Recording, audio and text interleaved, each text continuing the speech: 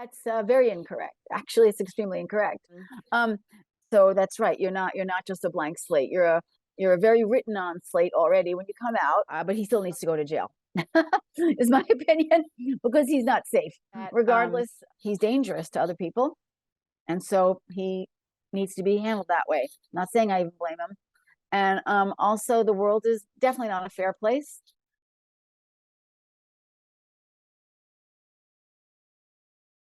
Today, we are joined by Ms. Lisa Michael, who is the president and co-founder of Psychopathy Is, and we are today going to talk about psychopathy because it is something that I guess everybody should know because culturally and in many other things, most of the people have a lot of stereotypes about humanity that psychopathy, I guess, actually breaks. So firstly, we will be talking about psychopathy, that what it actually is, and then we will talk about Miss Lisa Michael's organization and think tank that what they do. So Miss Lisa Michael, how are you doing today?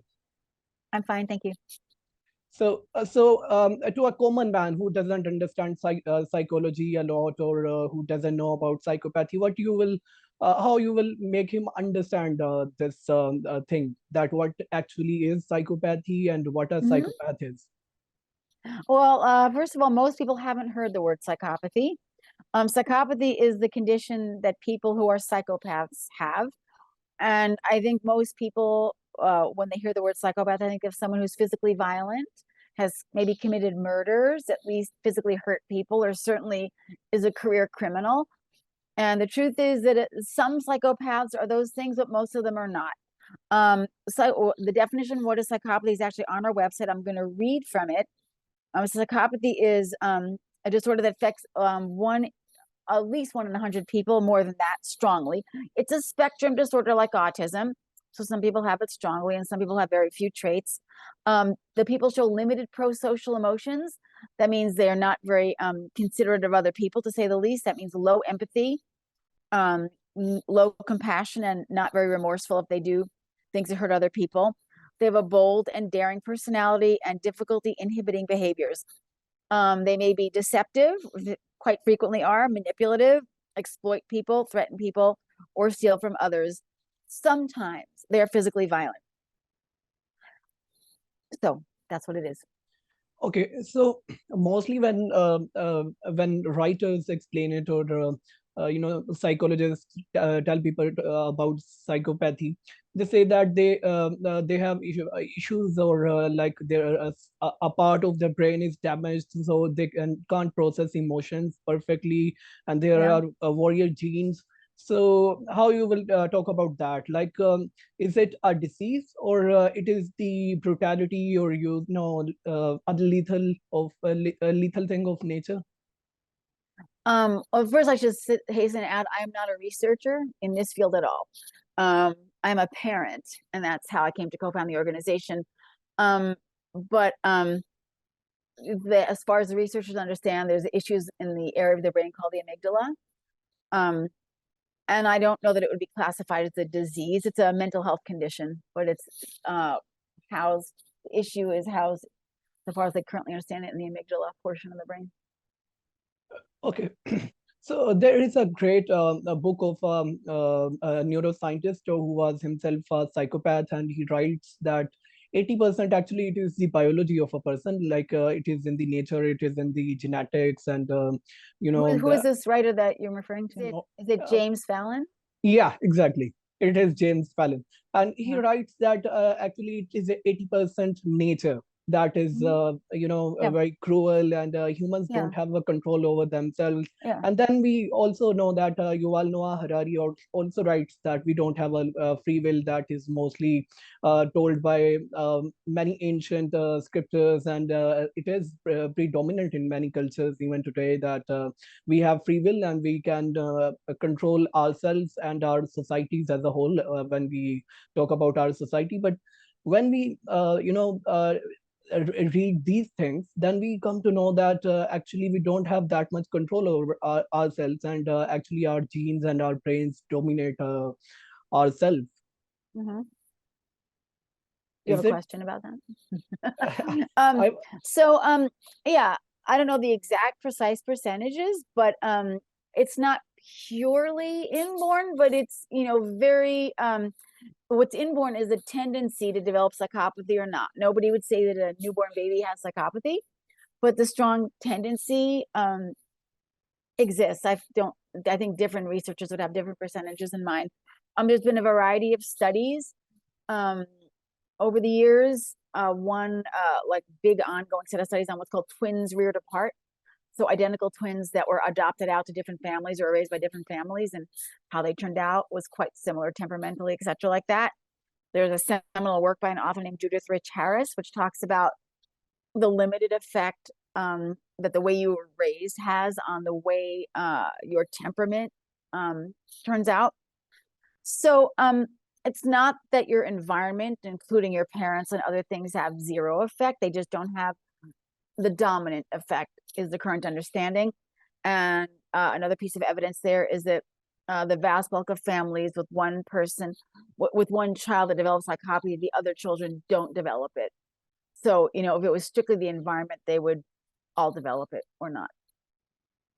Okay, so is it like can we control psychopathy and psychopaths? Because most of the writers write that actually a person who is naturally a psychopath can't be changed. Like we don't have any cure or treatment of this disease. Well, from the research they've done so far, the understanding is that if you identify these children in early childhood, not when they're already adults, but early childhood, there's certain ways of behaving with these children that can lessen the symptoms, even significantly. So that's the current understanding. If it's identified in childhood, young childhood. Yeah, but what I have read is that most of the writers and researchers say that if a child is a psychopath, there are very lesser chances because as James Fallon also writes that the nurture plays a role that is very minimum, like it is 20%, 80% it is the nature. So most of the people who were kept in the rehab centers, when they went back and spent lives as normal people, they couldn't behave like normal people because they were not normal people. And afterwards, after 6 months or a year, they were involved in many criminal activities. Mm-hmm. Mm-hmm. Well, it sounds like they're not talking about kids, people who are identified as young children.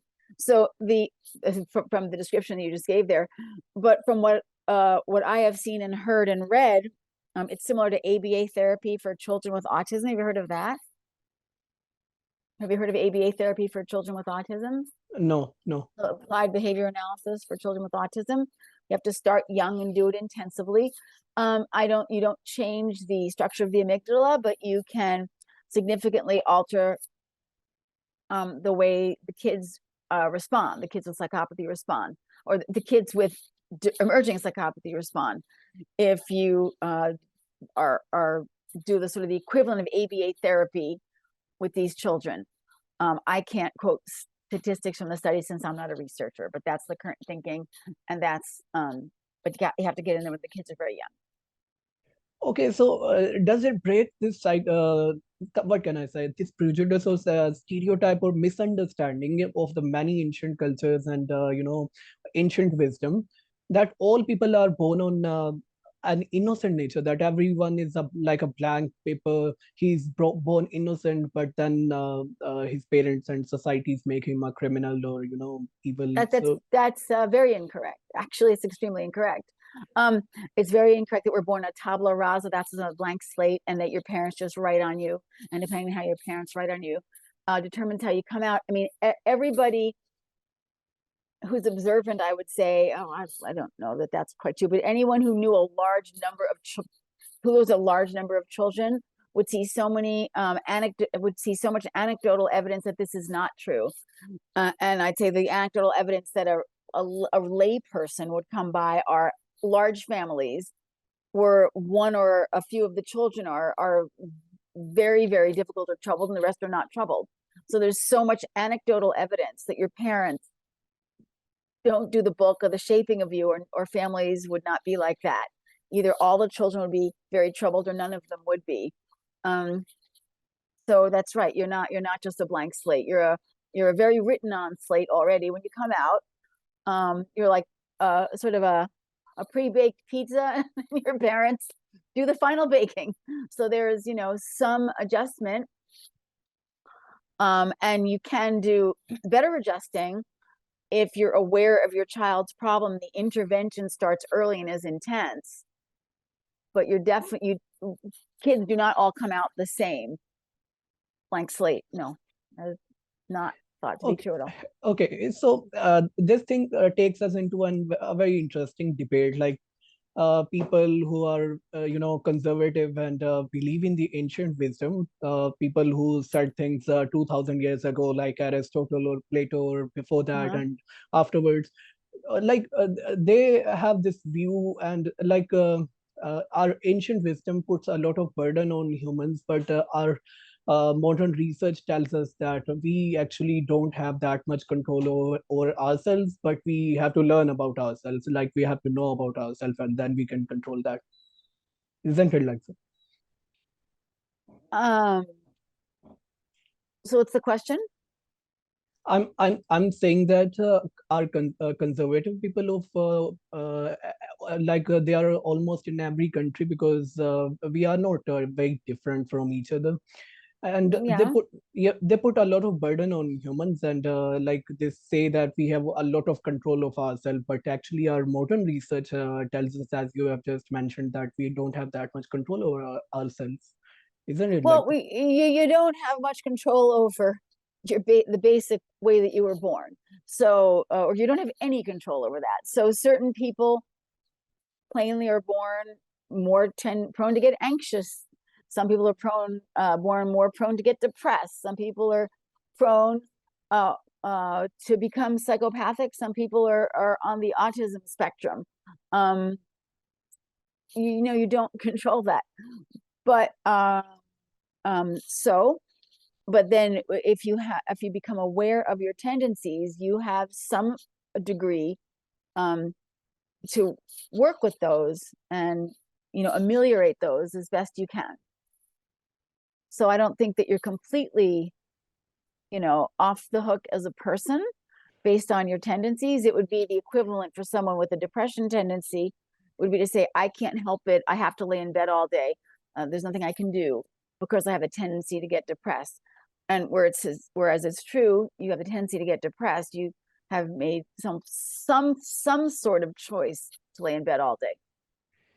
So, what implications does it have on the legislation and lawmaking? Because if a human doesn't control himself, he has tendencies for certain things. Then how he can be punished for that crime or that? That's out of the realm of that's in the philosophy realm, and one which not only me, but I don't even think the neuroscientists I work with would into that. That's yeah, that's a legal philosopher's realm. But would you like to comment on this? Because it is very interesting debate among intelligentsia. Um, my personal opinion. Um, you can't. Well, so for example, that's current in California news right now. Which I don't know that you would have heard about, but maybe you can tell me. So just a few months back, this would be beginning of January of 2023, a man who was a father drove his Tesla with his wife and two children off of a cliff. Did you hear about this? Trying to kill them all. And he drove them off of a very well-known cliff that cars go off of. But amazingly, they survived. They all survived, all four of them. He, his wife, and his two children. Um, and the Tesla landed just right, so that they all survived. So the question legally, I mean, this is my personal opinion now, would be, well, I guess plain. I think it's plain that this man has mental health issues. This is not any type of normal behavior. And as the trial proceeds, it'll come out what type this might be, whether he was severely depressed, whether he has some type of schizophrenia, whether he was doing some sort of drugs. or what is considered the mental health issue that precipitated this absolutely not normal event. And then, but he still needs to go to jail, is my opinion, because he's not safe, regardless of the reason why he has this mental health problem, regardless of the degree to which he's participating in that. It's actually irrelevant. You just simply need to treat people in a way that keeps everyone safe. So it's somewhat irrelevant in that sense, whether he has a mental illness or which type he has, if he's contributed to that, because he could be dangerous again. So that's an example, and that's my opinion. Okay, but at the same time, existentialist, a philosopher who would be a friend of me and might be of yours as well in Yeah. future, or maybe was in past, he may ask that if God create or nature created him in that way, that how he can be blamed for that?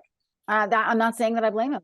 I'm saying that he's dangerous to other people, and so he needs to be handled that way. I'm not saying I even blame him. And also, the world is definitely not a fair place. There's no way that it's fair. So that's also true. But I think that legally, in my opinion, you should respond in a way that keeps people safe, whether or not the person who is treating other people unsafely, no matter what the causative reason is for the person to treat other people in an unsafe manner. But there's certainly no debate in that case is that extreme, that this one person endangered the lives of 3 other people severely, tried to kill them all. It is very interesting, because like if I was a psychopath and thinking, then I would say that I don't control myself, but I have to be kept in jail as well because I'm dangerous for others.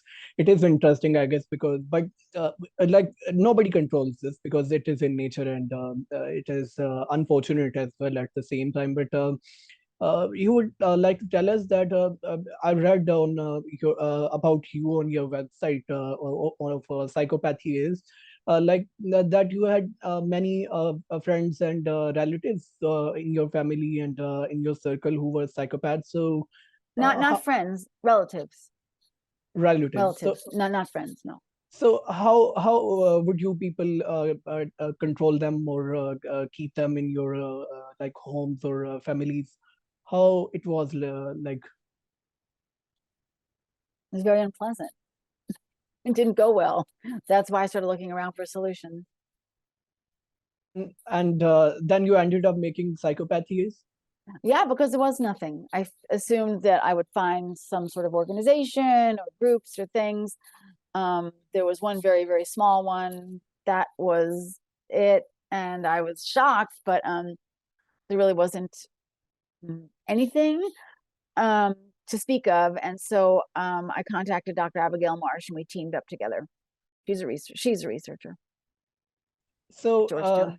so would you talk about your organization, how it was created, and then how it evolved, and now where it has reached now? Yeah, well, actually, we're quite new. We only launched our website in January of 2021. We just turned 2 years old, and we have a quite large. We have a board, if you look at our board of directors, the board of advisors, and our interns, we're actually 30 some odd people. We're quite a few people, and we have like a 4-pronged mission, really. One is to reach the parents of young children. We are online screener, and we're also hoping to institute mandatory screenings for callous emotional traits. That's a precursor for psychopathy in pediatrics offices. So prong number 1 is we want to reach the parents of young children. Prong number 2 is we want to reach the providers to young children. That's pediatricians and child psychologists and psychiatrists, and we're doing various things to do that. Prong number 3 is we would like to raise money for research. And then prong number 4 is we would like to reach the general public. Anyone who's interested, for whatever reason, they feel they have a family member with it, a friend with it. We have online screeners. We have all manner of online resources and a list of providers. And so those are the four streams of people we're trying to reach. So In your view, what was lacking that, or what was the gap that your organization filled? How you changed and improved the lives of people? Well, we have the first. I'm not going to make any large claims yet. We're brand new, but we are the most comprehensive site on the internet for psychopathy in any language in the world. No one has told us any differently, and we have all sorts of people on our board and interns from different parts of the world. We have various translations into other languages. Not one person in any way has stepped forward to contest that view. And so we're the only organization trying to do these various things all under one roof. Implement screeners for pediatrics people, reach parents of children, reach professionals working with children, raise money for research, and then have a comprehensive site with all manner of resources of all kinds and types on psychopathy for anyone who's interested. We are clearly, hands down, the number one resource for all those things. Yeah, I checked your website, and I would like to tell the viewers as well, because they have worked a lot. There are world-class researchers on their platforms, and I Right. guess what Psychopathies is doing are there are very few think tanks and organizations that are doing this much. So, ma'am, would you please like to tell us about your translation work, how you are trying to convey your message to the whole world by translating your stuff in different languages? Yeah, we are. So we've targeted a few pages on our site, the What Causes Psychopathy page and the What is Psychopathy page, as well as our screening tools, as the things we're targeting to translate into a variety of languages. We already have them into a variety of languages. We're working on several more at the moment. So our goal would be to get those pages, what is psychopathy, what causes psychopathy, and the screening tools and the support language into as many of the world's native languages as we can do. Currently, we have our screening tool in English, Spanish, and Portuguese. And then we have what is psychopathy and what causes psychopathy, and also Korean, German, Dutch, and we're working on Japanese and Russian, and we're just going to go as far as we can go. Okay, Yeah. so I guess every viewer now should go at the website of Psychopathies, and they have a YouTube channel as well. And there are many people who have talked about themselves, about psychopaths who are there in their families or their circles. And like even there are people who are saying that I'm a psychopath and how I am living. I would like to ask you last two questions. The Mhm. first one would be that, in your view, how much control we have over ourselves, like how we can know ourselves better and can know people better, and can try to make this world a better place. How much control we have over ourselves? Is that your question? Yeah. I think that varies. I don't know that there's an answer to that. I don't know that there is an answer to that, because that's a very general question. Um, there's like control over what you concentrate on, there's control over what you eat, control, over various impulses. There's a lot of different aspects to control, and I would be really surprised if that's been quantified. So I wouldn't know that there is an answer to that. I mean, a lot of conditions like ADHD, for example, involve impulse control issues, and I wouldn't personally know, nor do I know that anyone knows how to quantify that. I don't know how to quantify that. And you have told that if a child is we know that a child is psychopath, then we can change him. So in brief, what are the Well, consequences that there actually is an agreed upon standard that no child is referred to as having psychopathy. They can be referred to as having conditions that would lead to psychopathy. They are called callous unemotional traits, or conduct disorder with limited prosocial emotions. Those are the acceptable terms to use to describe a child. And conduct disorder is in the DSM-5. Psychopathy is not in the DSM-5. So there is difference. Like you were also saying that kids are not psychopaths. The term is not acceptable to use for sort of like political reasons. You would say that you would say the child has conduct disorder with limited prosocial emotions, or you would say the child has callous unemotional traits. Once they turn 18, you can say they have psychopathy. So just so you know what is the standards of the field are, those are the standards in the field. Okay, so there are a couple of I guess things that would need more detail, and we can, I guess, people can read more about that on your website, and can learn through many books as well. But ma'am, I would tell you that in Pakistan we don't have any rehab centers, and even people don't know that there You are don't have what's that? You don't have what? any rehab centers where the treatment of these people would be available in Pakistan. So like people don't know much as well. So what you would suggest people, like if they have psychopaths in their families, what they can do? Well,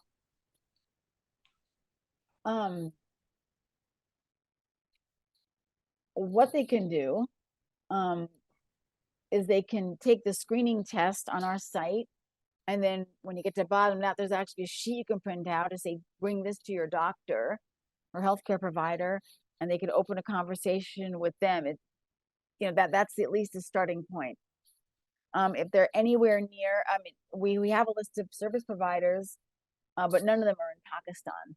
In fact, they're mostly in the United States, actually. I think we have a few. I'm not even sure if any of them are out of the United States. Can't remember because we keep building the list, but definitely none of them are too. It's either the United States, only maybe the United States and a few other countries. So that would be a starting point to educate. If you think someone in your family or yourself has psychopathy, to talk to your healthcare provider, and also as well as to educate yourself. We have mountains of resources on our website or linked to it, various books, various articles. We have a YouTube channel ourselves. So there's a lot you can learn on your own about the condition, a lot.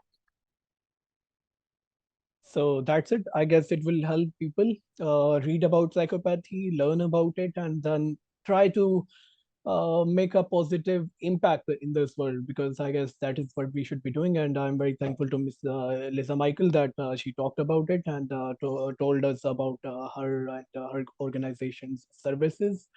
And ma'am, thank you so much for being here. Oh, you bet. Thank you.